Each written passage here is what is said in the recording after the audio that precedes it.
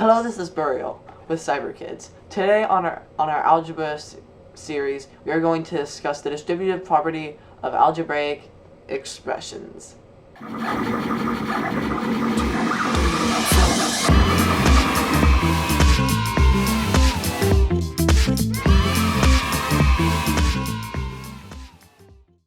So first thing we're going to be doing is using the distributive property using numbers. So you probably already know this. You probably learned it in 6th grade like me. But this is just like a refresher if you're like an 8th grader and you don't remember anything from 6th grade. So we're using a wonderful tool called Lix that allows us to do maths, like write down math equations up here. Yeah, you can see. Yeah, you can see that. You can see it like blah and stuff. So we have a simple problem right here. The 2 times the quantity of 5 plus 4 equals 2 times the quantity of 5 plus 4. Well, there's 2 ways of solving each type. There is the distributive property way,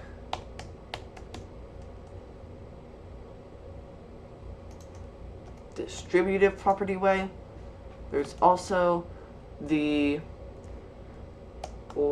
order of operation way. So first thing we would do using the distributive property, the first thing we would do was we'd multiply everything on the inside against the one number on the outside. So that'd be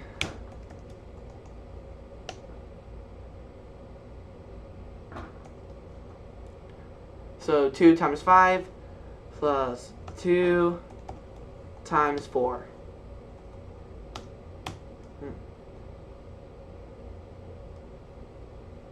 Oh, sorry, I accidentally held shift there. I was confused away the wrong way. And then, which would equal, which using the order of operation way, it would be, you would do 2 times, so you do, what you would do was 5 plus 4. So then 2 times 9. So now, so now you just multiply everything out. Oops, I don't like that at all.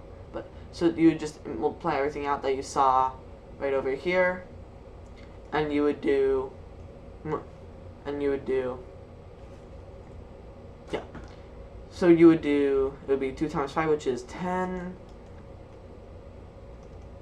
plus 2 times 4, which is 8,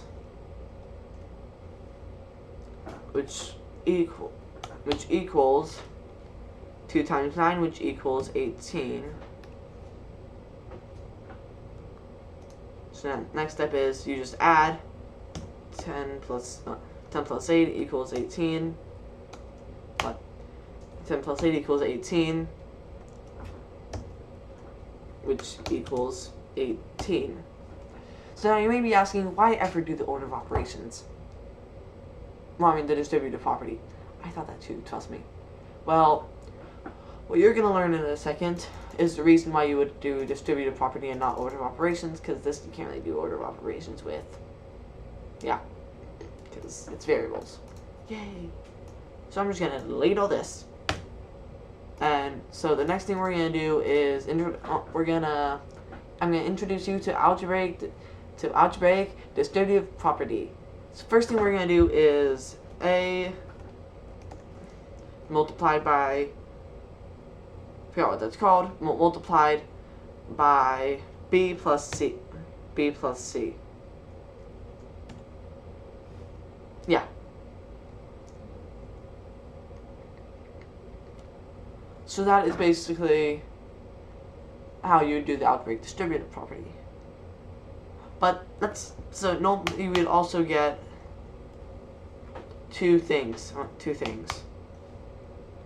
That should have an idea. Did not work. Let's do that. So we would do 2 things. We would have 2, let's say call them solutions, because you call them that, kind of. So 2 solutions. one would, let's just say one is a plus 3, and well, the solutions are a plus 3 multiplied by a plus 2. So now, try doing this with the order of operations. You can't. You don't have numbers. Order of operations really works when there's have numbers. You can't multiply. Well, you can't add b plus c. So what you would do was instead. Oh my god. You would do. So you would say, I'll just change this variable to d so you don't get confused. So that means it's about to get confusing. Yeah, it took me a couple tries to get this. So now you would do d equals a plus 3. Yeah, it's confusing. But now that you know that, we can also do d multiplied by a plus 2. So now we just do. So now we use distributive property, which would be AD plus 2D. AD 2D. I feel like it's some sort of droid in Star Wars or something. I don't know. Hashtag not sponsored. So you're thinking, how does that help me? Well, next you can remember what D equals right here. D equals a plus 3. So we swap out D for a plus 3. So now it's a times a plus 3 plus 2 times a plus 3. So there you go. Now you can multiply using the distributive property. So the way you do distributive, so you probably learned in 6th grade that you can do like one variable times another. So like a times a would be a squared. You probably learned that. If you didn't, you probably learned it like first day in 7th grade. I don't know. I feel like I learned it either time. So, but what you would do was, so you just multiply a times a. So that'd be a. Also, this just means like. Also, you see this. I didn't know what that meant until like actually today. That means squared. Like if you do that, it would be an a squared. Because this means like this. This means like make the next number an exponent, I guess. This little thing means it makes the next number an exponent, I guess. Confusing, I know. A squared plus, then what's a times 3? That would be 3a, because you probably learned that in 6th grade, because I did. And curriculums are mostly kind of the same. Plus, so then we would do 2 times a, which would be 2a, plus 2 times 3, which would be 6. And then just, we'll add that all up. So then it would be a squared plus, then we'd add the 3a and the 2a, so it would be 5a plus 6. And there you go. This is our answer. We're going to do a harder example, which is a, let's say, a plus 10, seems normal, right? Times a squared, okay, well, normal enough, plus 6a plus 5. So yes, there we go. So this, we basically just added a squared. So what you do was, you do the same steps of a plus 10 equals d. Oh god. a plus 10 equals d, or d equals a plus 10. Then you would do, well, so then next thing you would do was, you would, tell me if I get this wrong, Dad, but you would do a, wait, yeah, d a squared plus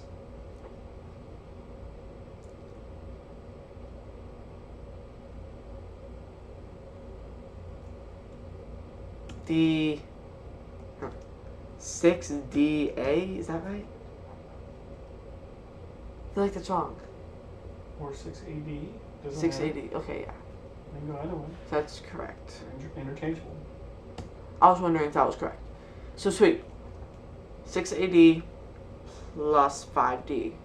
D. Oh, yeah, 5D. So now we substitute a plus 10 for D. So end up being a squared times a plus 10 plus 6a times a plus 10 plus 5 times a plus 10. There you go. Now this looks pretty complicated, but it's pretty much simple multiplication. Can you multiply a squared and a? Yeah, but you get a to the third, right? Mm-hmm. Okay, sweet. Just making sure. Algebra makes no sense. Huh? Well, algebra sometimes doesn't make sense to me, so I was just wondering. So we would just multiply, so a squared times a, which would be a to the third, if my math is wrong, then my dad, not me, plus 10 a squared plus, so it would be 6a